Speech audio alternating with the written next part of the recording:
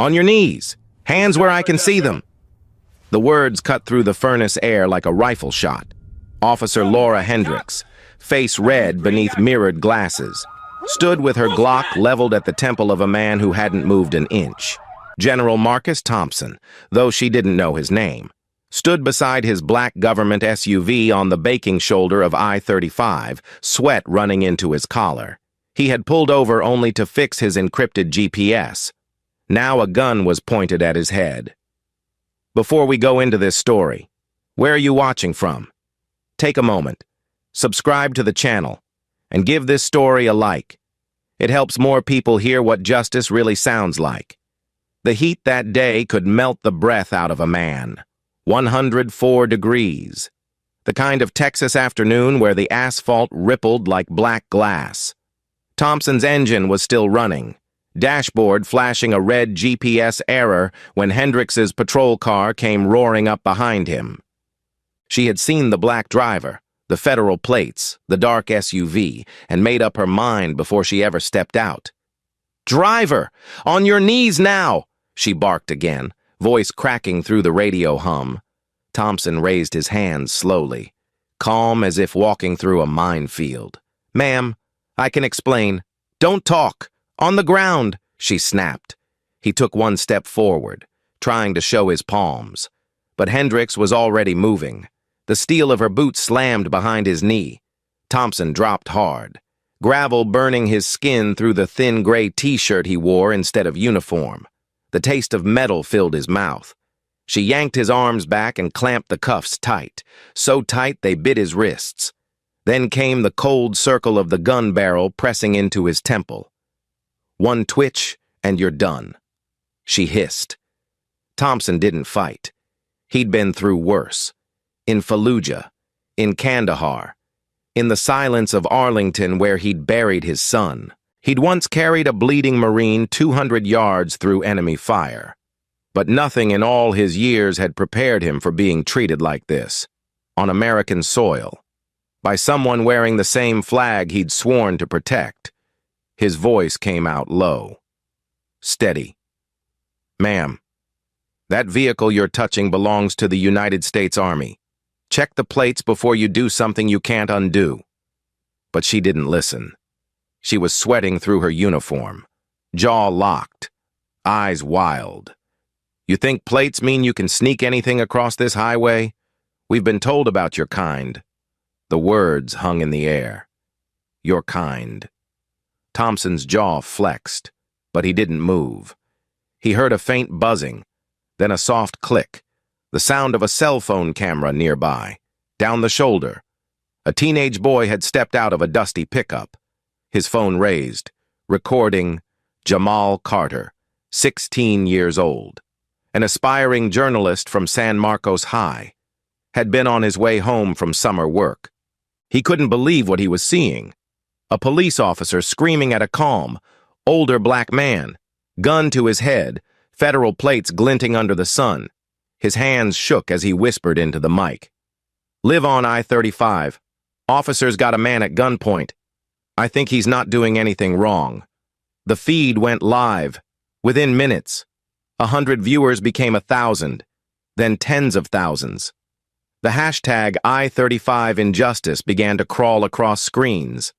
Thompson, still kneeling in the burning gravel, noticed the boy. His military instinct clicked. He tilted his head just slightly, voice barely above a whisper. "Son, zoom in on her badge, 472. Let the world see." The boy nodded, tears forming in his eyes. Hendricks saw him then, turned like lightning. "Put that phone down," she shouted, advancing, gun swinging in his direction. "Delete that or I'll. Don't you point that at my kid," Jamal's father yelled from the pickup. Rushing forward, one hand raised, Hendricks froze. The weapon caught between 3 targets, the boy, the father, and the man still kneeling in the heat. Thompson's voice came again, calm, commanding, like a general briefing a unit before battle. "Ma'am, you're escalating. Step back. Lower your weapon." For a second, it almost worked, but the panic in her eyes deepened. She'd been reported before, 5 times.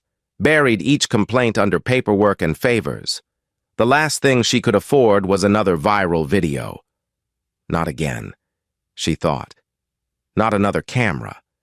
Her ex-husband had once recorded her rage during a fight. She'd never forgotten the humiliation of seeing herself like that. She shoved Thompson forward. His face hit the gravel, skin tearing open along his cheekbone. The sound of him hitting the ground sent a collective gasp through the live stream audience. Now over 500,000. "Stop!" Jamal screamed, voice cracking. "You're hurting him!" Thompson blinked, vision blurring from the heat. He remembered another son, another stretch of dirt road. Fallujah, 2004, bullets snapping overhead, the smell of smoke and diesel. Different desert, same hate. He thought. "Ma'am," he said softly, his cheek pressed against the earth. "I've led 40,000 soldiers. I've walked through worse than this, but you're about to do something you can't ever take back." Hendricks hesitated. For the first time, her hands trembled. The gun wavered. A radio crackled in her patrol car. Unit 9-4, status check. She ignored it. Sweat ran into Thompson's eyes. He turned his head slightly toward the boy. "Keep filming," he whispered. "History is watching." Jamal swallowed hard, tears cutting clean lines through the dust on his face. The camera caught every detail: the barrel against the general's temple, the badge number, the federal license plate. Viewers online began tagging news outlets, senators, military veterans. The story was out of her control now. Up the road, a siren wailed closer. A second patrol car. Deputy Carlos Ramirez stepped out, saw the scene, and froze. His face went white. He knew that plate number. He'd seen it on federal security bulletins. The black SUV assigned to General Marcus Thompson, the highest-ranking active black officer in the U.S. Army. "Laura!" he shouted, sprinting forward. "What the hell are you doing? That's a 4-star general!" Hendricks blinked, disoriented, as if the heat had finally cracked her mind. "What are you talking about? He's not!" Ramirez was already unclipping his radio. "Dispatch! Code red! Get the sheriff on the line! We've got a major situation!" Thompson turned his head just enough to speak, his voice hoarse but steady. "Deputy, I'm calling the Pentagon."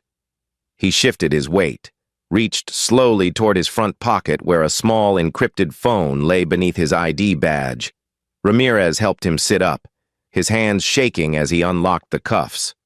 Thompson dialed a number burned into his memory. "Major Vasquez," he said, breath controlled. Code black. Coordinates 29.7211, negative 98.3461. Weapon to my head. On the other end of the line, silence for 1 second. Then, "Understood. Sir, stay down." The sound of helicopter rotors was faint at first, then grew louder, like thunder rolling across the desert. Hendricks backed away, trembling. Her gun slipped from her grip, clattering to the asphalt. Dust swirled around her boots as black SUVs came over the horizon. For the first time in her career, Officer Laura Hendricks looked small, dwarfed by her own fear, her own choices, and in that moment, as the live stream crossed 1 million views and counting, General Marcus Thompson lifted his head from the ground, eyes calm, voice quiet enough for the microphone to catch. "Restraint," he said, "is still the most powerful weapon on Earth. Delete that video right now, kid, or I swear I'll shoot." Officer Laura Hendricks's voice sliced through the air, trembling between rage and fear. The pistol she'd just had against the general's head was now aimed at a 16-year-old boy holding a cracked phone. Jamal Carter didn't move.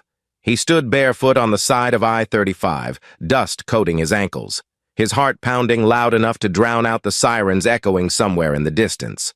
The live stream timer in the corner of his screen read 000428. Almost 500,000 people were watching. Before we go any deeper, where are you watching from? If this story moves you, subscribe and hit like, Because what happens next is what turned one small act of courage into a movement that shook an entire state. Jamal's hands trembled, but he kept the phone steady. "You're live, ma'am," he said softly. "Everyone's watching."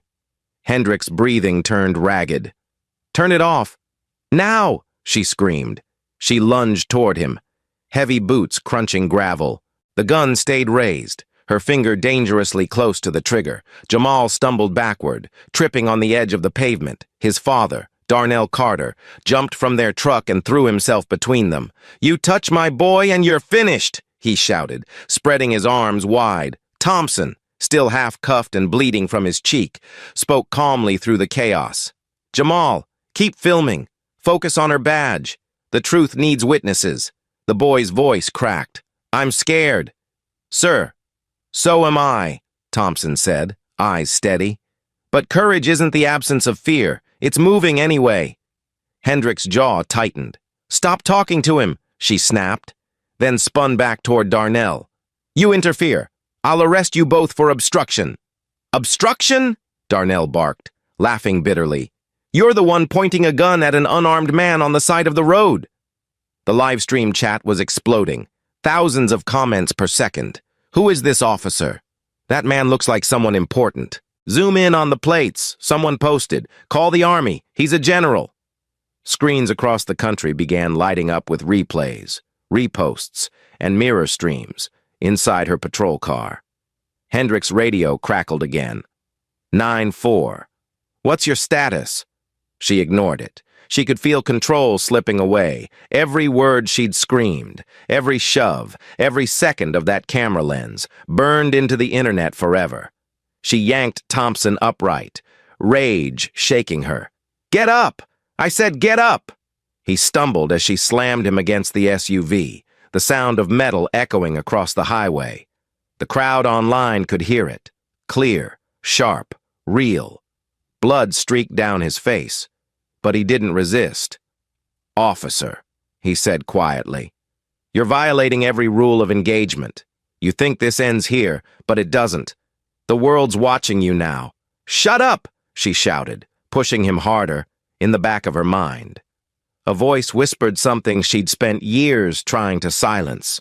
Her ex-husband's voice. "You're just like your father. Violent, bitter, and alone." She had hated that sentence more than anything. Now.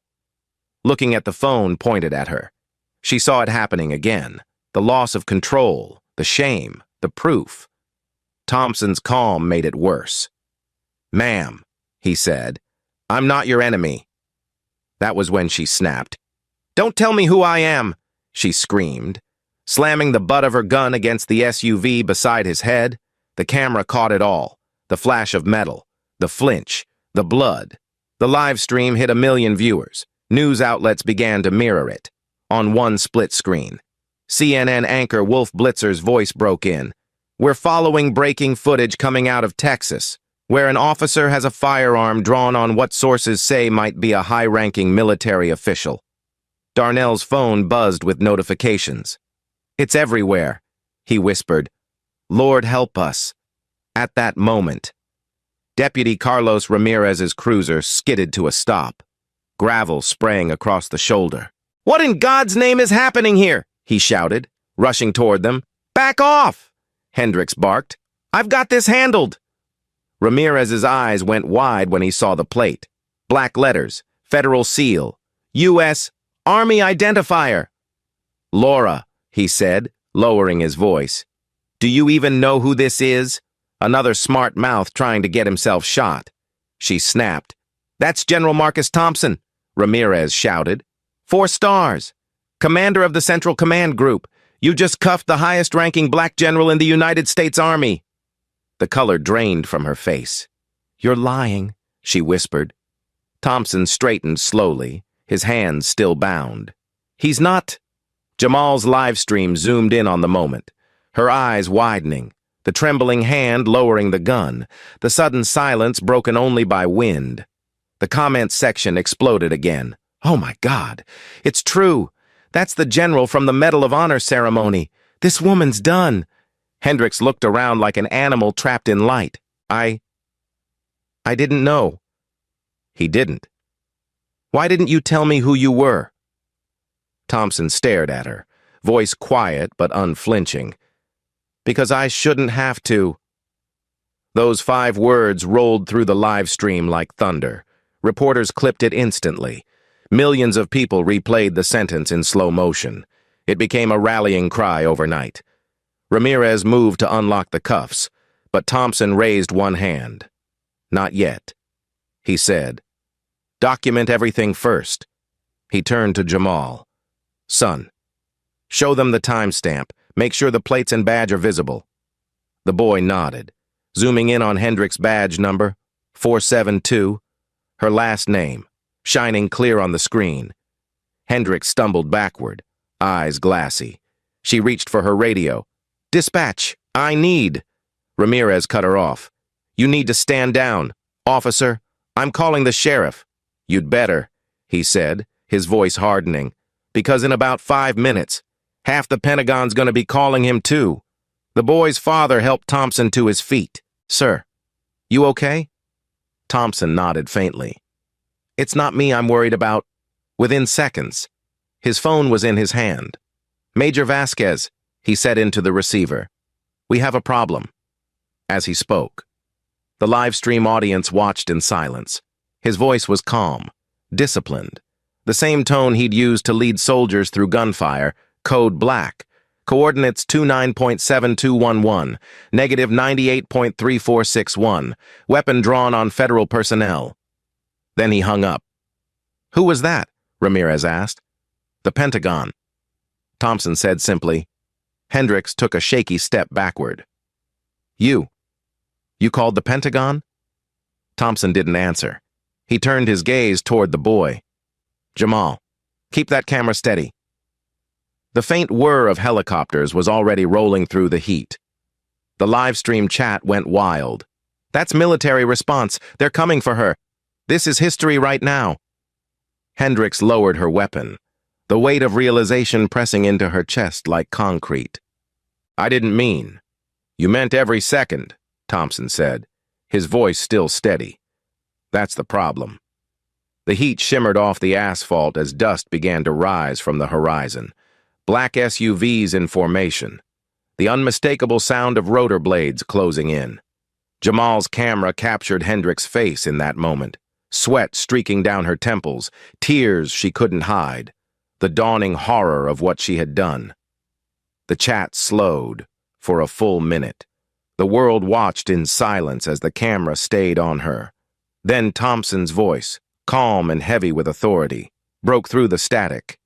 "History doesn't need more hate," he said. "It needs witnesses brave enough to tell the truth." Jamal wiped his eyes, whispered to his viewers, "We're witnessing it right now.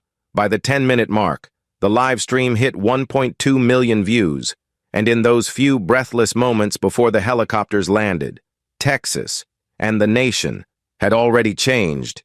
Code Black confirmed, coordinates locked, air assets inbound." The voice on the other end of the line was sharp, calm, and cold as steel.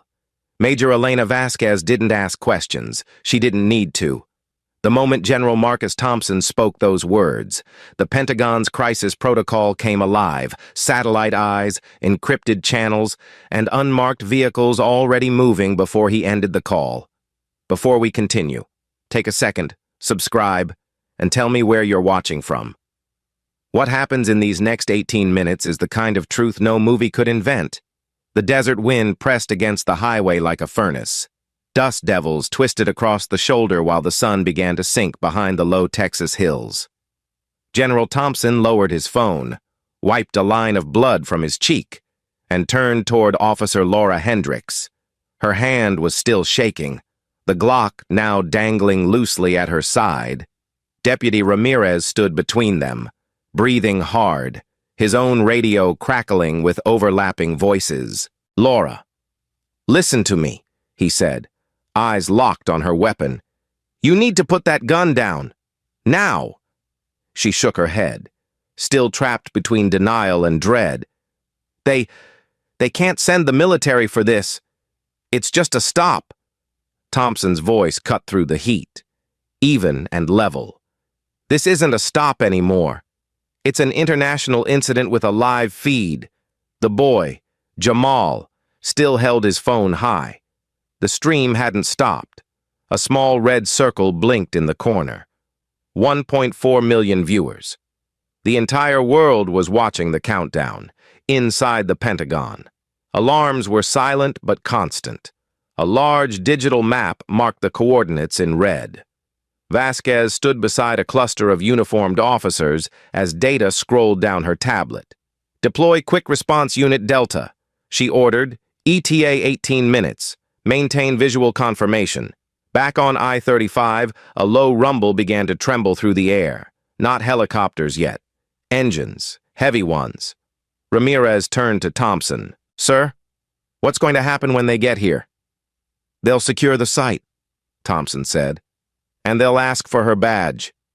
Hendricks stared at him like he'd just pronounced her sentence. "You can't. You don't have that kind of authority." He met her eyes. "Ma'am, I don't need authority. I have accountability. That's what you forgot." Ramirez's radio blared again. "Comal dispatch to Unit 94. Confirm code black. Be advised.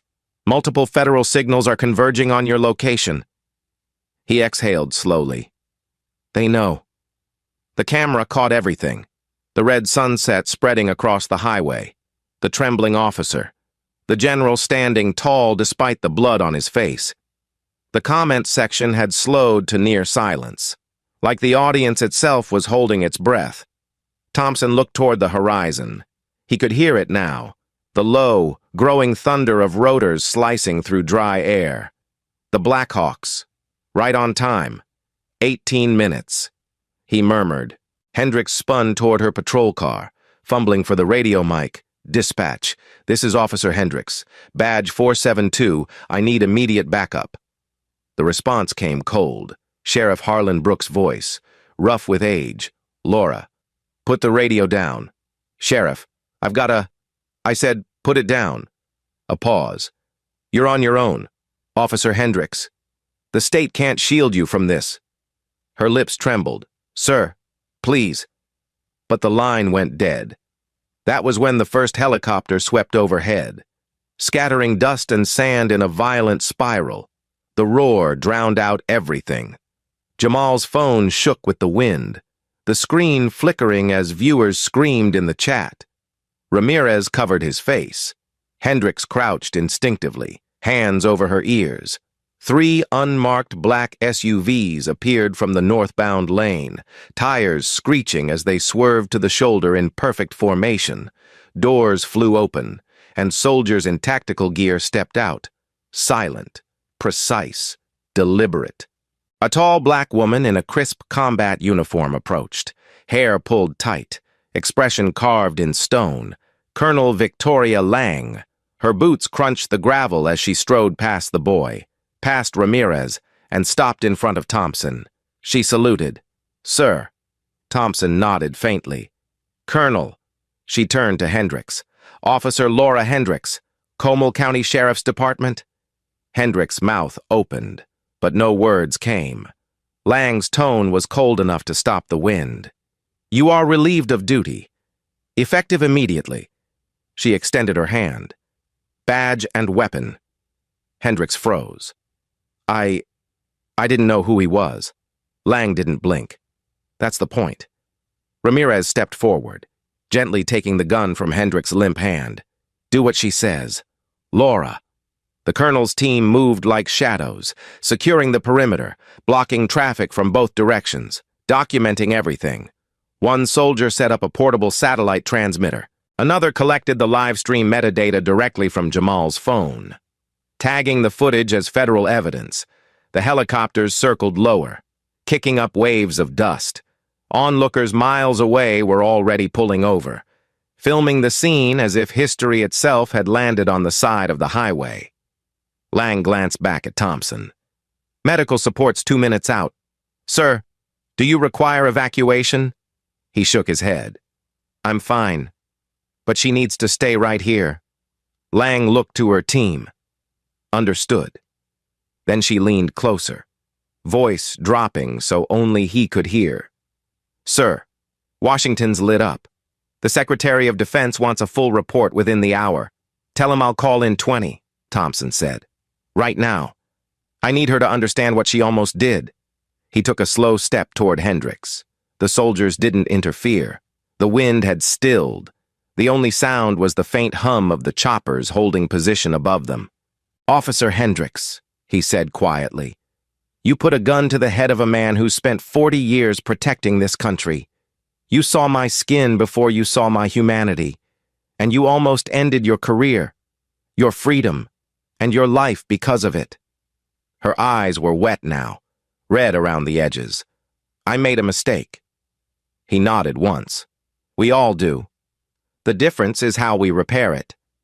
She looked at the soldiers around her, their faces hidden behind dark visors. She could see her reflection, small, broken, surrounded. Lang's voice came again, sharp as a command. "Officer, you are being detained for assault on a federal officer pending full investigation. Any attempt to flee will be considered obstruction." Hendricks' knees gave out. She dropped onto the gravel, hands limp at her sides. "Please," she whispered. I just lost control." Thompson stared down at her, silent for a long moment. The pain in his cheek pulsed with every heartbeat, but his voice stayed calm. "Control," he said, "isn't something you lose. It's something you give away." The words settled over the highway like judgment. Ramirez swallowed hard, then looked at the boy. "Jamal, you can stop filming now." Jamal shook his head. "No, sir. The world still needs to see the ending." Lang gave a short nod. "Let him finish." Thompson closed his eyes for a brief second. The heat, the helicopters, the chaos. It all blurred into one long exhale. He thought of Fallujah again, of the screaming, the dust. The moment he pulled a young man named Ryan Hendricks out from under a collapsed wall. The irony stung. When he opened his eyes, Lang was holding out an iPad, its screen glowing under the harsh light. "Sir," she said quietly, "we found something you'll want to see." The feed showed an old military photo, Fallujah, 2004. In it, a younger Marcus Thompson carried a wounded Marine out of smoke and rubble. The Marine's name tag read Hendricks. Thompson's breath caught. Ryan Hendricks. Lang nodded. "Her brother." Thompson turned slowly toward the trembling officer on the ground. "You have a brother named Ryan?" She nodded weakly. He's been in rehab for years. He never told me much about that day." Lang lowered the iPad. He said the man who carried him was a hero. Now you know his name, for the first time since it began.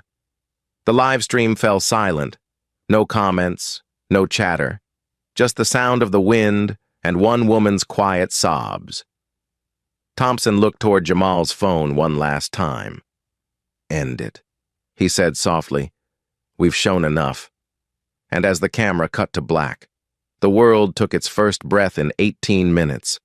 The wind carried the taste of sand and burnt rubber across the highway as the last helicopter settled behind the SUVs. The chaos had thinned into a tense, echoing silence. Colonel Victoria Lang, composed, deliberate, stepped toward the general with the bearing of someone who had done this before, extracted truth from wreckage. The soldiers fanned out with precision, each movement rehearsed down to the breath. Hendricks sat slumped against her patrol car, wrists bound, face pale under the unforgiving light. The dust stuck to her tears, tracing lines down the skin of a woman who no longer recognized herself. "Before we move deeper, pause for a second. Where are you watching from? Hit subscribe. Give this story a like. And remember, what happens next shows how truth can strike harder than any weapon." Lang handed Thompson a canteen and a folded cloth. "Sir, your vitals?" she asked. "I'm fine," he said quietly, wiping the blood from his cheek. The wound's not what matters. She nodded once. Her eyes shifted toward Hendricks. Then let's address what does. The colonel signaled to one of her aides, who approached carrying an iPad sealed in a black case. She entered a code, then placed it on the hood of the SUV. We pulled this from the Department of Defense archive. She said, "Before we proceed, you should both see it." Hendricks' voice cracked. "I don't understand. What is this?" Lang's tone was clipped. "Military. A photograph, dated November 7th, 2004. Fallujah, Iraq." The screen flickered to life. The image filled it. A younger Marcus Thompson in desert camouflage, sweat and soot covering his face, carrying a wounded Marine through a haze of orange smoke. The wounded man's uniform was shredded, his leg wrapped in a field tourniquet. His name patch read, Hendricks. Thompson froze. He remembered the heat of that moment, the blast that tore through the Humvee column, the screaming, the rubble. He remembered crawling through twisted metal to pull that young Marine out while mortars fell like thunder. "Ryan," he whispered. Lang turned toward Hendricks. "That man you just threatened at gunpoint saved your brother's life." Hendricks stared at the image, her mouth open, trembling. No, that can't be. He never told me." Lang's voice softened just a fraction. "He didn't need to. He carried the scar so you wouldn't have to." The officer's knees buckled. She dropped into the dust, staring at the screen as if it were a mirror reflecting everything she'd tried to bury. He said someone pulled him out, but he never said the name. He called him the giant from Louisiana. He said he saw light when everything went dark. Thompson's voice was calm, stripped of anger. That light was a flashlight taped to my helmet. He looked at her. This broken figure who, hours earlier, had pressed a gun to his skull. He was barely 21, he said. "Sir, my sister's a cop. She'll be proud I served." I told him to hang on to that. Her sobs came out sharp, uneven, like something cracking open from the inside. "He never told me it was you. He never said." Lang watched silently, her arms folded, her face unreadable. The soldiers nearby had turned their heads away, giving the moment the reverence of a battlefield prayer. Thompson took a slow step closer, his boots crunching against the gravel. "Officer Hendricks," he said, "I dragged your brother 200 yards through a street of fire. I lost 2 men doing it. And today, you nearly killed me without ever asking my name." She looked up at him, eyes red, voice hoarse. "I didn't mean to." He interrupted gently. "Intent doesn't undo consequence. You judged me by the color of a face your brother once thanked God for seeing through smoke." Her voice broke completely. "I was angry. At everything. At my life. At him leaving. At my ex. At this job. I took it out on anyone who looked like him." Lang's gaze hardened again. "And that's how prejudice works. It hides behind pain until it becomes law with a gun." The colonel turned to Thompson. "Sir, the Secretary of Defense has ordered full documentation of this incident. I've already secured a federal warrant for her body cam footage. Though she appears to have disabled it, we'll restore the data." Thompson nodded slowly. "Do it. Every second matters, not for revenge, for record." He turned back to Hendricks, who was now on her knees in the dirt. "Do you know what restraint costs?" he asked quietly. 40 years in uniform taught me one truth. Real power is choosing not to strike back when you can." She looked up, voice small. "Why didn't you just tell me who you were?" "Because I shouldn't have to," he said. "Respect shouldn't depend on a rank." Lang stepped closer, placing the iPad down beside Hendricks. "Your brother wrote a letter to the man who saved him." She said, "It was never delivered. The military found it during record review. He said he wanted to thank the soldier who gave him back his life. You might want to read it." The colonel unfolded a printed page and read aloud, "Sir, I don't know your name, but I owe you mine. If you ever meet my sister, tell her forgiveness is the hardest medal to earn. Semper Fi. Hendricks' head dropped, tears hitting the gravel. She whispered through them. He said forgiveness. He said that word. Thompson exhaled slowly, then started earning it. Lang gave him a small nod. Sir, medical team's ready. We'll escort her back to base for processing. He looked toward the sky, now streaked with orange light. No, he said softly. Let her stay for 1 minute. Let her understand what this moment means. The colonel hesitated, then gestured to her team to hold position. The highway had emptied. Even the wind seemed to pause. Hendricks lifted her head. What happens to me now? She asked. You face the truth, Thompson said. The same truth your brother faced in the desert. You survive it, or you change because of it. Lang's radio buzzed. Colonel, Austin Media is reporting live. The footage has been verified by the Department of Defense. Public response is escalating statewide. Copy that, Lang said quietly. It's already out. Thompson looked toward the teenage boy who had filmed everything. Jamal, he said. Thank you for being brave. Jamal lowered the camera. Still shaking. Sir, I didn't know what else to do. You did enough, Thompson replied. You showed the world what words alone can't. Lang turned back to Hendricks. Officer, by order of Federal Command, you are suspended without pay pending full review. Your weapon and badge will remain in evidence. Hendricks didn't protest. Her voice was almost gone. Please tell my daughter. Tell her I'm sorry. Thompson's tone softened just slightly. Tell her yourself. But don't ask her to forgive you until you forgive yourself.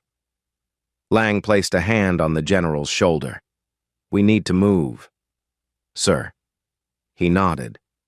I know.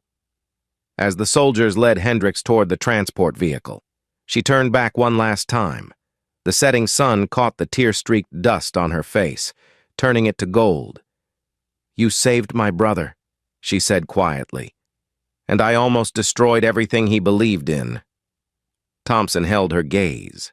Then don't waste the life he fought to give you. The engines roared to life again. The helicopters lifted, scattering the last of the dust. Jamal's camera caught the moment the convoy rolled away, an image that would replay across the nation before nightfall. A humbled officer, a scarred general, and the silence between them where forgiveness had begun to take shape. As the sky dimmed, Colonel Lang's voice came over the radio. All units clear, incident secured, and in that fading light, General Marcus Thompson whispered to himself, Some battles you win by not firing a shot. The evening sun was bleeding into the horizon when Sheriff Harlan Brooks's cruiser pulled up behind the convoy. He stepped out slowly, his gray hair stirring in the rotor wash, his expression carved in disbelief. The sight before him. Federal officers. Military command. A woman he'd once mentored sitting cuffed in the dirt. Was something he'd prayed he'd never have to face. Brooks was old school. A Vietnam veteran who'd spent 40 years wearing the badge. But even he knew there were moments when duty meant breaking your own heart. Before I continue, take a moment. Tell me where you're watching from. Subscribe. And give this story a like. What happens here is what justice looks like when it hurts. Colonel Lang briefed him in clipped sentences. Officer Laura Hendricks drew her weapon on a federal officer. The victim is General Marcus Thompson. Brooks closed his eyes. Dear God. He walked toward her. Hendricks couldn't meet his gaze. Her face was swollen from crying, her hands still trembling from adrenaline. Sheriff, she whispered. I didn't know who he was. That's not the point, he said, his voice low and steady. You knew what you were doing. You've had 5 complaints buried because I gave you one more chance. But this time, Laura, there's no paper to hide behind. Her lips quivered. Please, sir, Let me explain. He held out his hand. Badge. Gun. The moment stretched thin and silent. She stared at him, realizing the weight of those two words meant more than any verdict could. Slowly, she unclipped the silver badge from her chest and placed it in his palm. Then, trembling, she handed over her Glock. The wind caught her hair as she whispered, "I never meant for it to go this far." Brooks looked down at the items in his hand, the same badge she'd sworn over 15 years ago. He remembered when she'd pinned it on. Her brother standing beside her in uniform, proud and smiling. Now, that memory felt like a cruel echo. "Laura," he said quietly, "you dishonored everything this badge stands for." She turned her head toward Thompson, who stood with Lang a few feet away. "I'm sorry," she said softly. "For everything." Thompson's eyes met hers. "It's not me you need to apologize to. It's the country you swore to serve." As the sun dipped below the ridge, red and orange light cut across the road, throwing long shadows. Lang stepped forward. "Sheriff Brooks, federal custody will take her from here." He nodded slowly, voice rough. "Let me do it myself." He approached Hendricks with a weariness that seemed to age him 10 years in a minute. "Turn around," he said. She obeyed. The cuffs clicked shut again, not with anger this time, but with finality. From the far side of the road, Jamal Carter still streamed everything. The live stream had passed 10 million views. News anchors were already narrating the moment across America. Live images show Officer Laura Hendricks being taken into custody. One voice said over the footage, "The man she detained earlier has been confirmed as General Marcus Thompson, the first black four-star general in U.S. Army history, inside a classroom 50 miles away." 14-year-old Sienna Hendricks watched the same footage on a cracked tablet. Students gathered around her desk, whispering. One girl gasped when she recognized the officer on screen. "Sienna, isn't that your mom?" Sienna didn't answer. Her eyes were wide, glassy, unblinking. The moment her mother's face appeared, tear-streaked, handcuffed, something inside her shattered. She pulled out her phone and typed a single message. "I saw it all. You're not my mom." Then she turned off the screen and left the classroom without a word. Back on the highway. Hendricks' phone buzzed in her pocket. Brooks pulled it out and glanced at the message before slipping it quietly into an evidence bag. He didn't have the heart to read it to her. "Sheriff," Lang said, "we'll take it from here." But Brooks shook his head. "I'll drive her myself." Lang studied him for a long moment, then nodded. "Understood. But the transfer will happen under federal record." As Brooks guided Hendricks toward the cruiser, Thompson spoke softly behind him. "Sheriff, it takes courage to fire your own." Brooks stopped, his shoulders heavy. "No, General, it takes shame. Courage would have been stopping this years ago." He opened the back door, motioned for her to get in. Hendricks hesitated, eyes full of defeat. "Sheriff, what's going to happen to me?" He sighed. "That's up to people higher than me now." As the car door closed, the journalist's drones began circling overhead. The live stream shifted from Jamal's phone to professional feeds. Helicopter footage showed the convoy of black SUVs, the sheriff's car pulling away, and the military transport truck behind it. The caption on every channel read, "Texas officer arrested after aiming gun at four-star general inside the car." The air felt heavy. Hendricks stared at her reflection in the reinforced glass divider. "He saved my brother," she whispered to herself. "And I aimed a gun at him."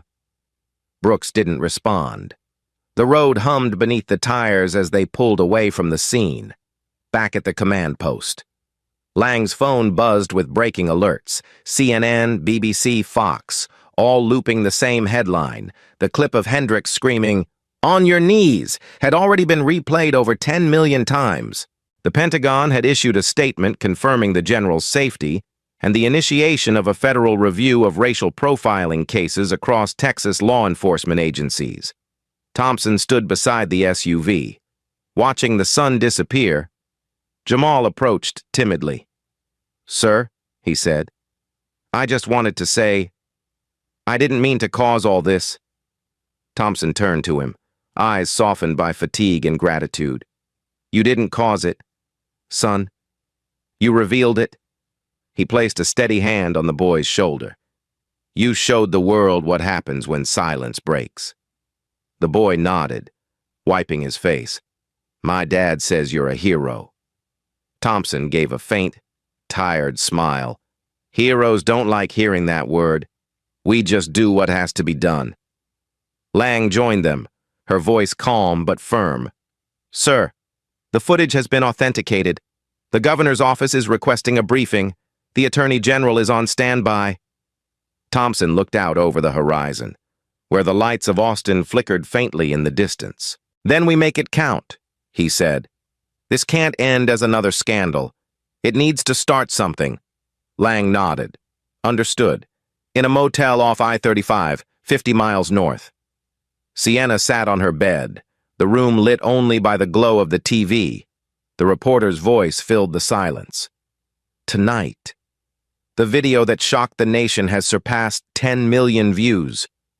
The suspect, Officer Laura Hendricks, is in custody pending investigation.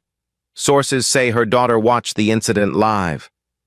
Sienna pulled the blanket around her shoulders, tears sliding silently down her face. "She told me cops protect people." She whispered. She lied.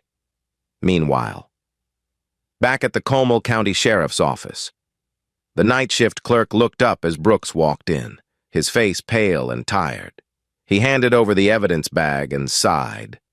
"Book her under federal transfer," he said. When Hendricks stepped inside the holding area, she could still hear the faint echo of helicopters outside. The walls smelled of bleach and regret. She turned toward Brooks as he signed the paperwork. "Sheriff," she said softly, "do you think people can change?" He looked up, his eyes heavy. "Yes," he said, "but not until they stop pretending they were right." He turned away, leaving her alone in the sterile room, her own breathing the only sound. At 8:17 p.m., the major networks cut to a live update.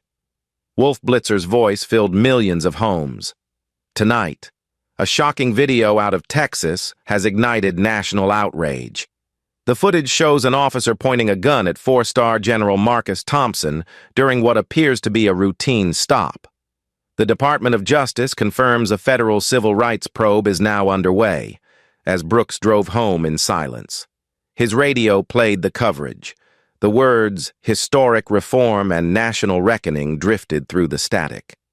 He glanced at the sky and murmured to himself, "We've been needing this for a long time." And across the nation, screens flickered with the image of a badge being handed over at sunset. A single moment that told a story older than any headline. How power collapses when truth stands still. The sun had barely risen over Austin when the first crowd gathered on the Capitol steps. At first, there were only a few dozen, students, veterans, pastors, but by noon, the plaza was packed shoulder to shoulder, 12,000 strong. Signs waved above the heat. One phone saved a life, no badge above the law. Justice for all. The sound of chanting rolled through the city like thunder, echoing off glass towers.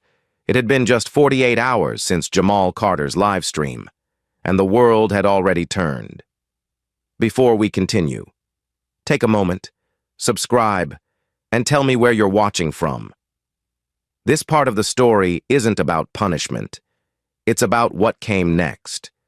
How an entire state looked in the mirror and finally decided to change. Inside a marble courtroom downtown, attorneys from the Department of Justice unsealed 5 buried files from Comal County. Each one carried the same signature, Officer Laura Hendricks. Each name inside belonged to a person of color. False arrests, unlawful searches, charges dropped quietly after settlements that never reached the news. The total payout ordered by the court that morning, $750,000 in damages. When the verdict was read, Hendricks's attorney didn't even argue. She just lowered her head. The sound of reporters scribbling filled the silence. Meanwhile, in Washington, General Marcus Thompson sat before a Senate subcommittee, his uniform pressed, his face solemn. Racism in uniform. He told them, "Isn't a local issue. It's a national wound. You can't heal it with statements. You heal it with structure." Behind him, footage from I-35 played silently on a screen. Hendricks' voice, screaming orders, trembling with rage, was now a symbol of what unchecked power could become. Thompson didn't look away. He wanted every senator to see it, to feel it, to remember it. Back in Texas, the protests kept growing. Police officers knelt beside citizens, joining in prayer. Veterans saluted Thompson's name on signs, calling him a man who fought twice, once overseas and once at home. Jamal Carter stood on the front steps with a bullhorn too big for his hands, voice cracking with passion. "One phone saved a life. One video changed a state," he shouted. "If they can stop a general, they can stop any of us, but not if we keep the cameras rolling." The crowd roared in answer. Reporters captured the moment when Thompson himself appeared at the rally. He didn't take the microphone. He simply walked through the crowd, shaking hands, nodding, thanking people for standing up. Cameras followed him as he met Jamal and pulled the boy into a quiet embrace. "You did more with one phone than some do with 40 years of power." He said, "Keep that fire." That same week, the governor of Texas signed an emergency order. Every law enforcement agency in the state, over 15,000 officers, would be required to wear body cameras 24 hours a day, with footage stored on federal servers immune to local deletion.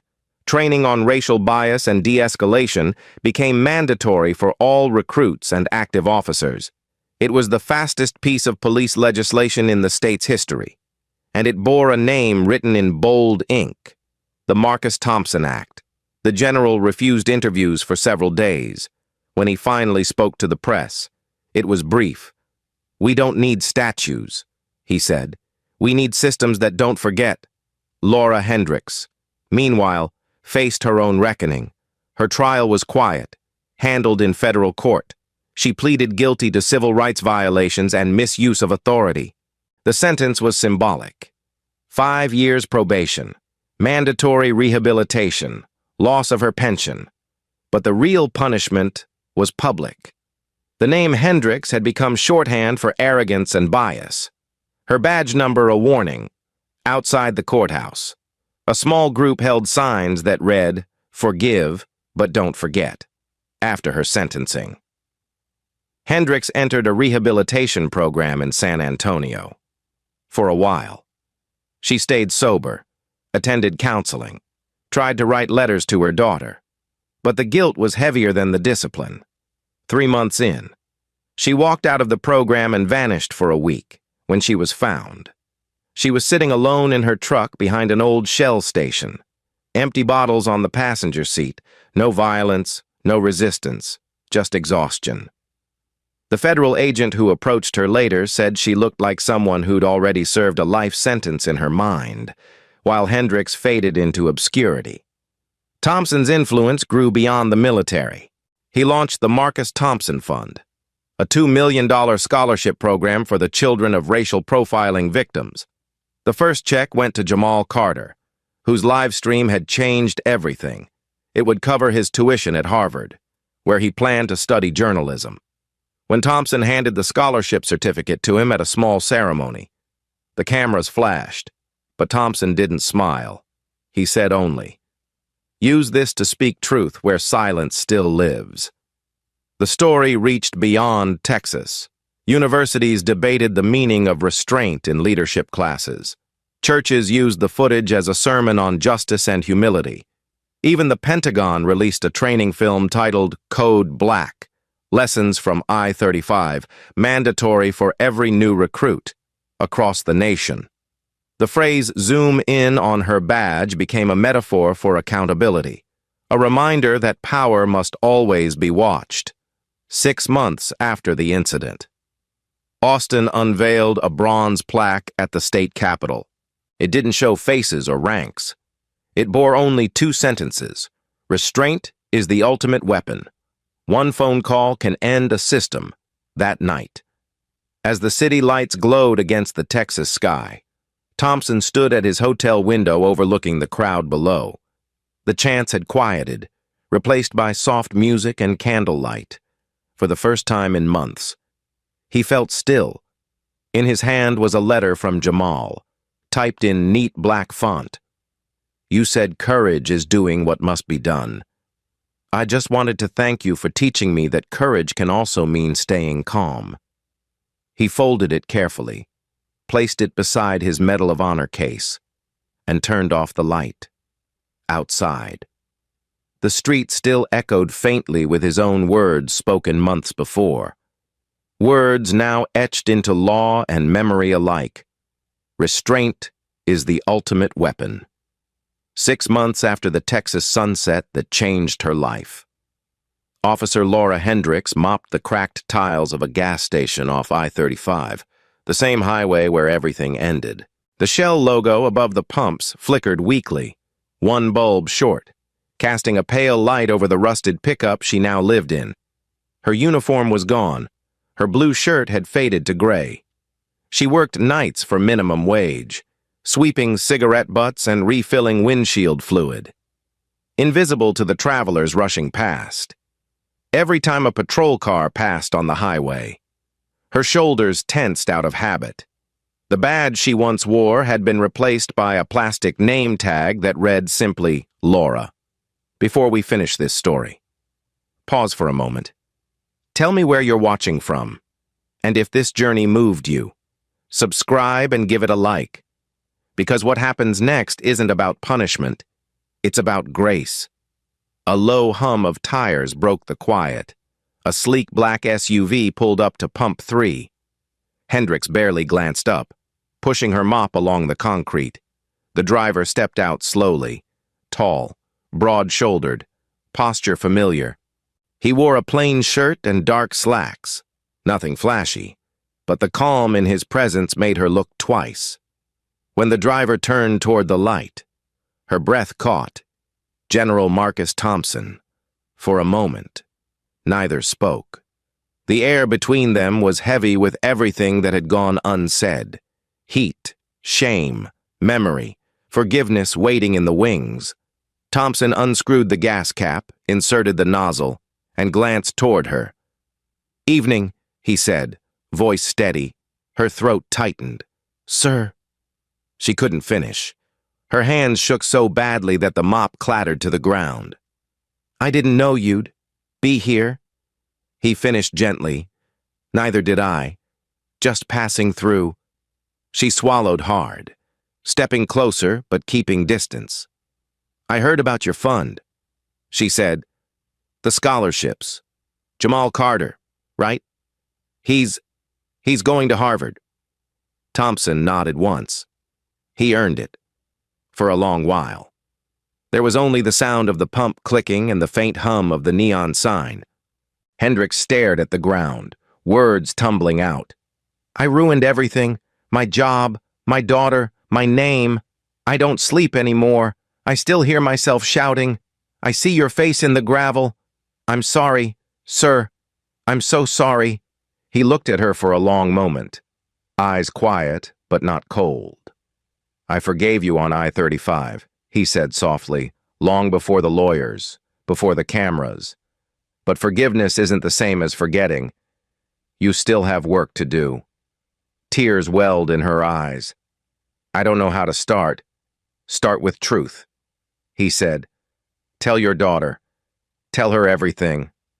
She nodded weakly. "She won't talk to me." "Then write." He said, "You owe her the truth, not your defense." Her lips trembled. She used to say I was the bravest woman she knew. Now she tells people I'm dead. Thompson's gaze softened. Then give her a reason to bring you back. He reached into his pocket and pulled out a folded envelope. Worn at the edges. Your brother Ryan wrote me last month. He said, he's in recovery. He asked me to give you this. Her hands shook as she opened it. The handwriting was shaky but clear. Laura, you once told me there are two kinds of battles, the ones you win with bullets and the ones you win with honesty. I lost mine for years, but I'm fighting again. It's your turn now. Forgive yourself, sis. You're the only one still holding the trigger. She pressed the letter to her chest, sobbing quietly. I don't deserve that. No one does, Thompson said. That's why it's called forgiveness. He looked out toward the highway.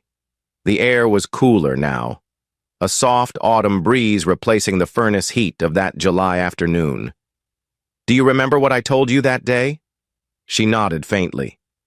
That restraint is the ultimate weapon. He smiled just slightly. And it still is. You couldn't control your anger then? Now, maybe you can learn to control your peace. They stood in silence for a while. Hendricks wiped her eyes, managing a small, broken laugh. I mop floors now, sir. That's my peace. He looked at her mop lying nearby. Then keep the floors clean, he said gently. Someone has to. When the pump clicked off, Thompson replaced the nozzle and closed the gas cap. Take care of yourself. Officer Hendricks. She flinched at the title. I'm not that anymore. You're still responsible for the badge you wore, he replied. That doesn't end with the uniform. As he turned to leave, she stepped forward. General, do you think redemption's real? He paused at the driver's door, the glow of the station lights reflecting off his face. It's real, he said quietly, but it's not a feeling. It's a lifetime. He gave her a small nod, then drove off into the night. The taillights faded into the horizon until they were swallowed by darkness. Hendricks stood alone under the flickering neon, clutching the letter to her chest. For the first time in months, she didn't feel the need to run. Across the state, life was changing in visible ways. The Marcus Thompson Act had gone into full effect. Every officer now wore a live body cam connected to a state server. In training rooms across Texas, recruits watched the footage from I-35 as a lesson in humility. Schools invited Jamal Carter to speak about journalism and truth. He told them, a camera doesn't change people. Accountability does. His Harvard scholarship became the first of 40 awarded that year, at the Pentagon. Thompson received the Presidential Medal of Freedom in a quiet ceremony. No parade, no headlines, just applause and a single line from the president. Some men fight wars abroad, others stop them from starting at home. Thompson bowed his head but said nothing. That evening, he stood on his hotel balcony overlooking Austin.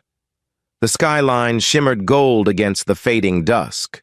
On his phone, a notification appeared, an email from Sienna Hendricks. General Thompson, I saw the video of you forgiving my mother. Thank you for giving her another chance. I think I will too. He read it twice, then smiled softly to himself. Outside, the wind carried faint echoes of the protest songs that had once filled those same streets. And somewhere in the rhythm of that night, between the hum of the freeway and the glow of distant city lights, the story of I-35 settled into memory. Not as a tragedy, but as a turning point. Because in the end, it wasn't the gun, the badge, or the rank that changed Texas. It was restraint. It was truth. And it was one quiet act of forgiveness on a highway that had burned hot enough to forge a better world. Thank you for watching this story. If it moved you, please subscribe, leave a like, and share it so more people can hear stories that remind us what justice, courage, and forgiveness truly mean.